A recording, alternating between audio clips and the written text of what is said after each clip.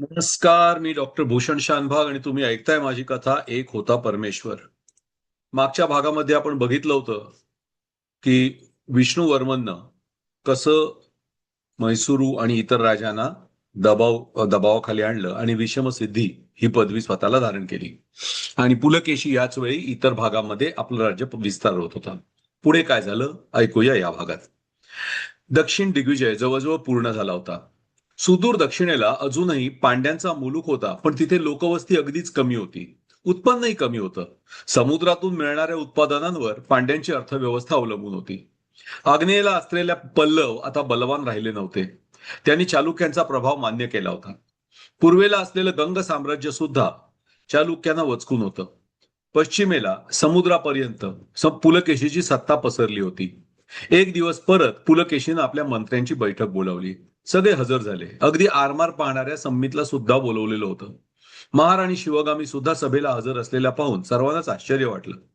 सगळेजण स्थानापन्न झाल्यावर पुलकेशीनं बोलायला सुरुवात केली.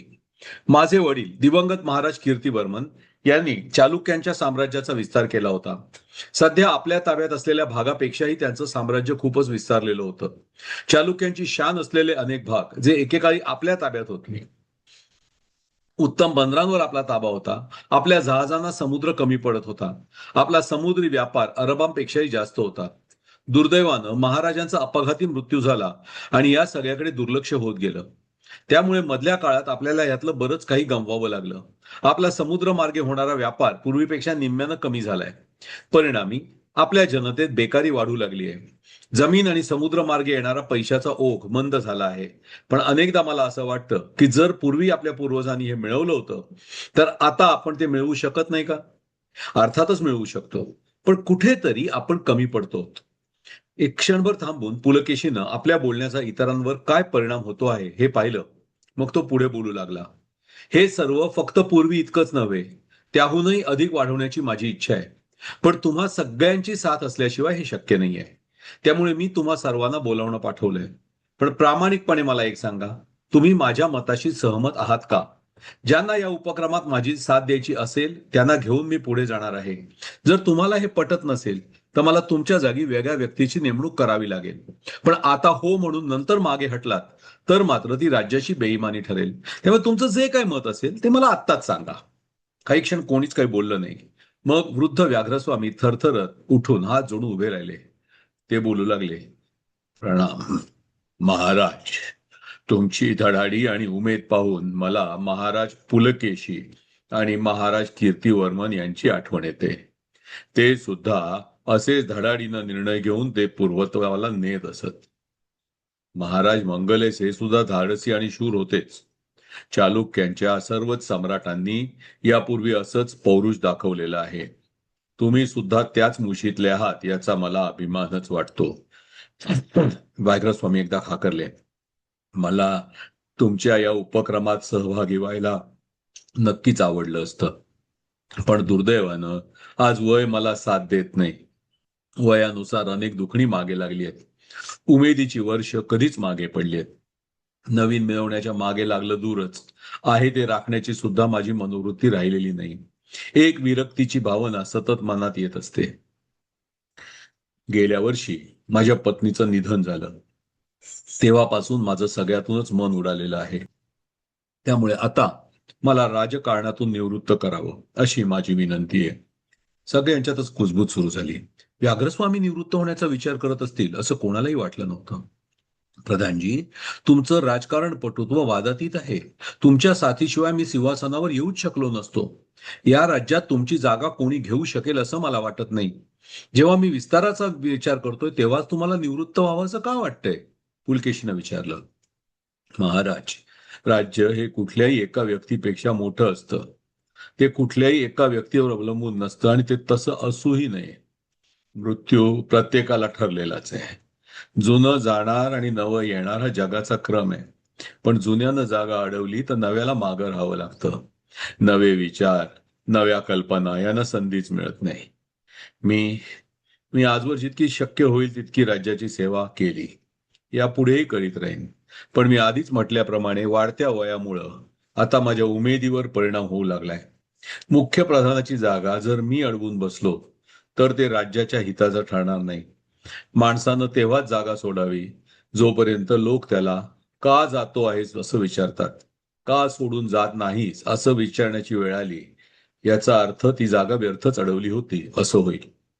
तुम्ही माझ्या हाताखाली दिलेले प्रसन्न आणि पुरुषोत्तम दोघे आता तयार आहेत.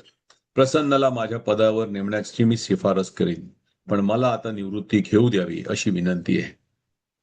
जशी तुमची इच्छा प्रधानजी, पुलकेशी म्हणाला. पुढल्या महिन्यापासून प्रसन्न आमचा मुख्य प्रधान असेल. तोपर्यंत तरी तुम्ही प्रधानपद सांभाळाल ना? व्याघ्रस्वामीनं त्याला मान्यता दिली. नंतर पुलकेशीनं पुढले बेत सांगितले. मला पुन्हा एकदा नर्मदेच्या दक्षिणेचा सर्व मुलूक जिंकून घ्यायचा आहे. संपूर्ण दक्षिणेवर चालुक्यांचा वराह ध्वज फडकायला हवा. पश्चिमी सागराबरोबरच पूर्व समुद्रावरही आपला ताबा हवा.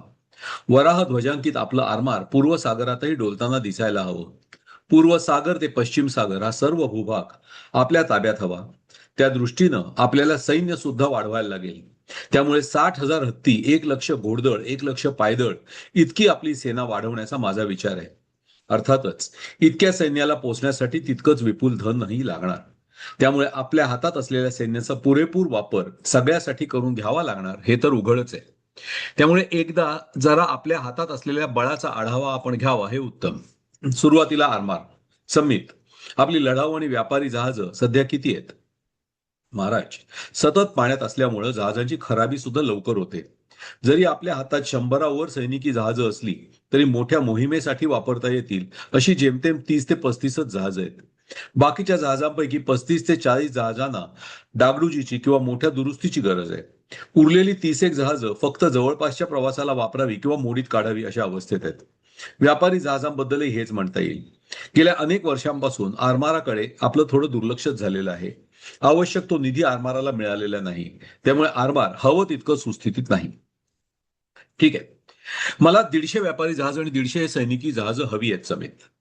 ती दुरुस्त करणं, नवी बांधणं यासाठी पुढील 5 वर्षात किती पैसा लागेल याचा माझा एक अंदाज तुमच्याकडून पुढच्या 2 महिन्यात मिळायला हवाय. 5 वर्षात इतकं मोठं आरमार सर्व दृष्टीनं सुसज्ज करून मला हवंय. समितनं मान तुकवली. यानंतर घोडदळ, पायदळ, हत्तीदळ सर्व खात्यांना पुलकेशीनं सक्रिय होण्याचे आदेश दिले. सर्वांनाच आपली शक्ती किती वाढवायची याची उद्दिष्ट सांगितली गेली. पुढील 5 वर्षात आवश्यक तितकं बळ वाढवण्यासाठी होऊ शकणाऱ्या खर्चाचा अंदाज देण्यासाठी सर्वांना 2 महिने अवधी दिला गेला. व पुन्हा पुलकेशी बोलू लागला. तुम्हा सगळ्यांनाच माझी उद्दिष्ट आणि त्या दृष्टीनं आपल्याला करावा लागणारा सैन्यबळाचा विस्तार याबद्दल मी कल्पना दिलेली आहे. आज फाल्गुन शुद्ध त्रयोदशी आहे. वैशाख पौर्णिमेपर्यंत म्हणजे अजून 2 महिन्यात तुम्ही सगळ्यांनी स्वतः हा अंदाज लिखित स्वरूपात सादर करायचा आहे. परत आपण वैशाख पौर्णिमेला इथेच भेटणार आहोत. त्यावेळी तुम्हाला पुढील सूचना आणि तयारीचे आदेश दिले जातील. यापुढे सर्व स्वाऱ्यांमध्ये मी स्वतः तुमच्या बरोबर असेनच. मी इथे नसताना बदामीचा कारभार महाराणी शिवगामी यांच्या हातात राहील. त्यांचा आदेश हा माझ्या आदेशासारखाच मानला जाईल. मी बदामीमध्ये नसताना तुम्हाला काही अडचण आली तर माझ्यापर्यंत येण्याची काही गरज नाही. महाराणींना भेटून तुम्ही तुमच्या अडचणीचं निराकरण करून घेऊ शकता. सर्व सरदार परत गेल्यावर महाराणी शिवगामी यांनी पुलकेशी समोर एक वेगळा विषय काढला. महाराज, तुम्ही आज सर्व सरदारांना त्यांच्या गरजा विचारल्यात, पण आपल्या खजिन्याची स्थिती काय आहे आणि त्यांच्या सर्व गरजा आपण पूर्ण करू शकणार आहोत का याचा आढावा घेतलाय का? जितकं धन कमी असेल तितका आम्ही मिळवू स्वाऱ्या करून राणी सरकार. त्याबद्दल मला शंका नाही.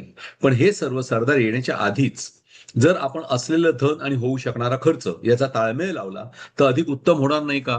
म्हणजे स्वारीतून धन येईल तेव्हा सरदाराला मिळेल याच्याऐवजी जर आपण सरदाराला जितकं धन लागेल ते आधीच उपलब्ध करायला ठेवण्याची तजवीज केली तर कोणाचंही काम अडकणार नाही. तुम्ही काय म्हणता आहात ते माझ्या ध्यानात येतंय राणी सरकार, पण हे सगळं करणार कोण? महाराज, आपल्यालाच पुढाकार घ्यावा लागेल. पण वृक्ष हिशोबामध्ये गुंतण्यात पुलकेशीला रस वाटत नव्हता. शेवटी शिवगामीनं स्वतः पुढाकार घेऊन खजिन्याच्या हिशोबाची जबाबदारी स्वीकारली. आणखी एक गोष्ट तुमच्या कानावर घालायची होती महाराज, शिवगामी म्हणाली. काय राणी सरकार? विष्णू भाऊजींवर तुम्ही प्रेम करता त्याच्यात वाटेकरी येणार आहे लवकरच. म्हणजे म्हणजे म्हणजे काय नाही, जा असं म्हणत शिवगामी महालातून निघून गेली. तिच्या म्हणण्याचा अर्थ पुलकेशीच्या लक्षात आला तोवर ती कधीच निघून गेली होती. चालुक्यांची सेना पुन्हा नव्या दमानं उभारी घेऊ लागली. महाराणी शिवगामी स्वतः बदामीचा कारभार पाहू लागली. एक दिवस बदामीच्या वाड्यात आनंद पसरला. महाराणी शिवगामी गर्भवती असल्याचं सगळ्यांना माहीत झालं. त्यांच्या कौतुकासाठी राजमाता श्रुतिका झटू लागल्या. वैशाखात पुन्हा जेव्हा सगळे मंत्री जमले, तोपर्यंत महाराणी शिवगामीच्या शरीरावर गर्भारपणाच्या खुणा दिसू लागल्या होत्या. 2 महिन्यानंतर पुलकेशीनं परत जेव्हा सरदारांची भेट घेतली, त्यावेळी सर्वांनी आपापल्या सैन्याच्या गरजा आणि त्यासाठी अपेक्षित खर्च याचा अंदाज आणलेला होता. एक एक करून सर्वांनी आपल्या मागण्या मांडल्या. सर्व कागदपत्र शिवगामीने स्वतः पाहिले. मग शिवगामी म्हणाली, तुमच्या पैशांच्या काही गरजा तातडीच्या आहेत, काहींसाठी थोडा वेळ आहे आणि काही दीर्घ मुदतीच्या गरजा आहेत. सध्या खजिन्यात असलेला पैसा आपण तातडीच्या गरजांसाठी वापरणार आहोत. बाकीची रक्कम तुमच्या गरजेच्या वेळी तुम्हाला मिळेल, हे आपण पाहू. तातडीनं हवी असलेली रक्कम ताबडतोब प्रत्येकाला देण्याची हमी शिवगामीनं घेतली. मध्यम मुदतीत लागणारी रक्कम प्रत्येकाला 1 वर्षाच्या कालावधीत उपलब्ध करून देता येईल याची पुलकेशीला खात्री होती, पण त्यासाठी एकतरी मोहीम नवी काढावी लागणार होती. दख्खनच्या सपाट भागातलो मोहीम काढून आपला शत्रूंना व्यापलेला प्रदेश जिंकून घेता येईल आणि मिळालेल्या लुटीतून खजिनाही भरता येईल, असा त्याचा विचार होता. त्याप्रमाणे पुढली मोहीम दख्खनमध्ये काढायची होती. पुलकेशी बोलायला उभा राहिला. त्यानं सर्वांवर नजर फिरवली. दख्खन काही आपल्याला नवीन नाही. या सभेत उपस्थित असलेल्या प्रत्येकानंच दख्खन कधी ना कधी पायाखाली घातलेली आहे. त्यातला काही भाग जरी इतरांनी जिंकून घेतला असला तरी कोल्हापूर, विजयपूर, रायचूर या पट्ट्याच्या दक्षिणेला अजून तरी पूर्णपणे चालुक्यांचाच अंमल आहे. त्याच्या उत्तरेकडे काही ठाणी आपली आहेत तर काही इतरांच्या ताब्यात आहेत. दख्खनच्या मराठी मुलखाचे आपल्या सोयीसाठी आपण 3 भाग केलेले आहेत. ते म्हणजे कोल्हापूर ते नाशिक हा पश्चिम सह्याद्रीच्या पूर्वकडेचा भाग, मराठवाडा म्हणजे तापीच्या खोऱ्याचा भाग आणि तिसरा विदर्भ आणि महाकौशल हा विस्तीर्ण भाग. यापैकी विदर्भ पूर्वी आपल्या राज्याचा भाग होता. महाकौशल जवळजवळ कायमच पूर्व गंगांच्या ताब्यात राहिलाय. त्यामुळे यावेळी माझा विचार हे दोन्ही भाग जिंकून घेण्याचा आहे. विदर्भ आणि महाकौशल जिंकून झाले की मग मराठवाडा आणि शेवटी पश्चिम सह्याद्री जवळचा भाग. सह्याद्री उतरून कोकणावर जाण्याचा सध्या तरी इरादा नाही, कारण तो भाग सैन्याच्या हालचालीसाठी दुर्गम तर आहेतच, पण तिथून जास्त पैसा मिळण्यासारखाही नाही. नाही म्हणायला राजापूर, देवगड, मालवण अशी अनेक बंदरं त्या भागात आहेत, पण सध्या तो आपला उद्देश नाही. भटकळ सारखी उत्तम बंदरं आपल्याकडे आहेतच. हा संपूर्ण भाग खूपच विस्तीर्ण असून त्यात वेगवेगळ्या प्रकारचे भूभाग आहेत. हा सर्व प्रदेश जिंकून घ्यायला आपल्याला 1 वर्ष सुद्धा पुरणार नाही. त्यामुळे रसदेच्या पुरवठ्याची योग्य ती सोय करून ठेवावी लागेल. वर्षभर अधिक मोहीम चालू असताना त्या भागात काहीही मिळेनासं होईल. सर्व रसदेचा पुरवठा आपल्याला बदामीतूनच करावा लागेल. योग्य नियोजन नसेल तर इतक्या मोठ्या घोडदळाची उपासमार होईल, जे मला नकोय. त्यामुळे प्रसन्न, तू बदामीतच राहशील. सैन्याला नियमित आणि सुरळीत रसद पुरवठा होत आहे हे पाहणं तुझं काम राहील. या व्यतिरिक्त राज्य सुरळीत चालू राहत आहे हे पाहणं हे तुझं काम आहेच. पुष्यमित्र, तुला आणि वरदला सर्व कानडी भागातून रसद गोळा करून बदामीला पाठवायचे. हवी तितकी रसद उपलब्ध करून देणं हे तुमचं काम राहील. मग ते धान्य व्यवस्थित ठेवून आवश्यकतेनुसार माझ्यापर्यंत पाठवणं हे प्रसन्न पाहिजे. पाऊस चांगला झाला असल्यानं यात अडचण येऊ नये. एकदा का मराठी मुलखातले 3ही भाग आपण काबीज केले की सेना आणखी उत्तरेला नर्मदेच्या दिशेला कूच करेल. पण यावेळी आपण सर्व भागाचा बंदोबस्त असा ठेवणार आहोत की हा भाग आपल्याला पुन्हा गमवावा लागू नये. कोणालाही नर्मदेच्या दक्षिणेला यायचं झालं तर आपल्या परवानगीशिवाय येता येऊ नये. दक्षिणेत यायच्या मार्गाचं स्वामित्व चालुक्यांच्याच हातात असावं. लक्षात ठेवा, इतकी प्रचंड मोहीम आजवर कधी कुठे कदाचित झाली नसेल. चालुक्यांच्या इतिहासात तर नक्कीच नाही. ती यशस्वी करणं आपल्या हातात आहे. पुलकेशीनं सांगितल्याप्रमाणे कामं करायला सुरुवात झाली. रसदेचा अखंड पुरवठा व्हावा म्हणून 15,000 लोक आणि 5,000 सैन्य नेमलं गेलं.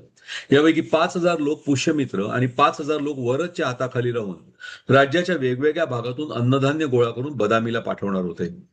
5,000 मजूर बैलगाड्यातून रसद घेऊन बदामीहून जिथे पुलकेशीच्या सैन्याला गरज असेल तिथे पुरवणार होते. रसदीवर शत्रूंना छापा घालू नये म्हणून 5,000ची सेना त्यांच्या बरोबरीनं राहणार होती. बैलगाड्यांचा अखंड ओघ बदामीपासून पुलकेशी असेल तिथपर्यंत सतत चालू राहणार होता. स्वतः पुलकेशी बरोबर 20,000 हत्ती, 40,000 घोडेस्वार आणि 40,000 पायदळ घेऊन निघाला होता. या 1,00,000 लोकांना अन्न कमी पडू नये हे पाहण्याची जबाबदारी प्रसन्नची होती. प्रचंड सैन्य घेऊन पुलकेशी निघाला. मराठी प्रदेशावर आक्रमणाला सुरुवात झाली. कोल्हापूर जवळ आल्यावर पुलकेशी एकदा सेंद्रकांच्या राजधानीला जमखिंडीला जाऊन आला. तिथे श्रुतकीर्तीच्या आठवणीनं त्याचे डोळे ओले झाले. पण मनोमन तो म्हणाला, श्रुतकीर्ती, तुझ्यावर झालेले अत्याचार मी दुर्दैवानं थांबवू शकलो नाही, पण त्याचा मी पूर्णपणे बदला घेतलाय. तुझ्या अपराध्यांना त्यांच्या कर्माची सजा मिळालेली आहे. तरी सुद्धा तुझ्या रक्षणाला मी अपुरा पडलो ही बोच माझ्या मनाला शांतता लाभू देत नाहीये. शक्य असेल तर मला क्षमा कर. मनोमन इतकं पुटपुटून श्रुतकीर्तीचे विचार मनातून काढून टाकत पुलकेशीनं आपला शंख फुंकला. दिग्विजयाला सुरुवात झाली होती. पुलकेशीनं पहिली स्वारी केली ती विदर्भावर. नंदीग्राम आणि वात्स्यगुल्म मधल्या पूर्व गंगांच्या सेनेला फुंकर मारावी इतक्या सहजपणे उद्ध्वस्त करीत पुलकेशी रामटेकच्या दिशेनं निघाला. पण मार्गातच त्याला बदामीच्या जासुदानं येऊन गाठलं. बरोबर आणलेला खलिता त्यानं पुलकेशीच्या हातात दिला. पुलकेशीनं खलिता उघडून वाचला. क्षणभरात त्याचा चेहरा आनंदानं फुलून आला. हातातलं कड उतरून त्यानं जासुदाच्या हाती दिलं. हर्षभरीत आवाजात त्यानं आगेकूच थांबवण्याची आज्ञा दिली. शिवगामीला पुत्रप्राप्ती झाल्याची बातमी खलित्यात होती. चालुक्यांची सेना आनंद मनवीत वात्सगुल्मच्या परिसरातच थांबली. पुलकेशी 5,000 सैन्यासह माघारी बदामीच्या दिशेला वळला. चौथ्या दिवशी बदामीला येऊन पोहोचला. आल्याबरोबर सरळ शिवगामीला भेटायला गेला. कशा आहात राणी सरकार? पुलकेशीनं विचारलं. बरी आहे, शिवगामीनं उत्तर दिलं. बाळणपणाचा थकवा अजून चेहऱ्यावर होता. आणि आमचे युवराज कुठे आहेत? असतील अम्माजवळ. मगाशी आंघोळीला घेऊन गेल्या होत्या, शिवगामी म्हणाली. इतक्यात बाळाला घेऊन श्रुतिका आलीच. आंघोळ चालली होती युवराजांची म्हणत तिनं बाळाला पुलकेशी समोर धरलं.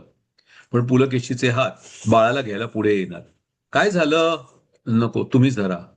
का? युवराजांना आपल्या हातात घ्यावं असं नाही का वाटत? शिवगामीनं विचारलं. पुलकेशीची पंचायत झाली. इतक्या लहानशा जीवाला हातात धरताना आपल्यामुळे त्याला दुखापत व्हायला नको अशी भीती त्याला वाटत होती. शेवटी पुलकेशीला आसनावर बसवून श्रुतिकानं बाळाला त्याच्या मांडीवर ठेवलं. बाळाच्या चिमुकल्या चेहऱ्याकडे पुलकेशी आनंदानं पाहू लागला. अचानक त्याच्या चेहऱ्यावरचे भाव बदलले. उचला याला. का, काय झालं? शिवगामीनं विचारलं. इतक्यात तिची नजर पुलकेशीच्या लुंगीवरून ओघळलेल्या धारेकडे गेली. ती हसायला लागली. त्यावर श्रुतिकाही हसायला लागली. महाराज पुलकेशीचा असा अभिषेक करणारा हाच, शिवगामी म्हणाली. बोलत बोलत तिनं बाळाला उचललं. सर्वांच्या हसण्यात पुलकेशी सुद्धा सामील झाला. लवकरच बाळाचं बारसं झालं. मुलाचं नाव आदित्य वर्मन ठेवलं गेलं. पण पुलकेशीने बदामीत मधला मुक्काम लवकरच आवरता घेतला. तो परत सेनेच्या दिशेनं जायला निघाला. थोडे दिवस थांबला असतात तर, शिवगामी म्हणू लागली. पण तिला मध्येच थांबित पुलकेशी म्हणाला, नाही राणी सरकार, मोहीम सुरू आहे. 1,00,000ची सेना परक्या मुलुखात पोचण्यासाठी रोजचा खर्च किती येतो हे एकदा लक्षात या. थांबायची इच्छा माझी सुद्धा आहे. पण राजा झाला तरी सुद्धा त्याला काही गोष्टी मनाविरुद्ध असल्या तरीही कराव्याच लागतात. मी जवळजवळ 15 दिवस सैन्यापासून दूर आहे. 1,00,000चं सैन्य, त्यांचे हत्ती घोडे नुसते एका ठिकाणी बसून आहेत. घाईनं आल्यामुळं मी त्यांना काही कामगिऱ्या देऊ शकलो नाहीये. मला जायलाच लागेल. अन्यथा प्रसन्न आणि त्यांच्या लोकांना नुसतंच अन्न पुरवत राहावं लागेल, पण सेनेकडून काम मात्र होणार नाही. ते योग्य ठरणार नाही. मी लवकरच परत येईन. इतकं बोलून पुलकेशीनं आपला शंख उचलला. तुतारी नगाऱ्यांच्या आवाजात आपल्या 5,000 सैन्यासह तो परत विदर्भाच्या दिशेला धावू लागला. हा भाग इथेच थांबूया. पुढचा भाग पुढच्या वेळी. धन्यवाद.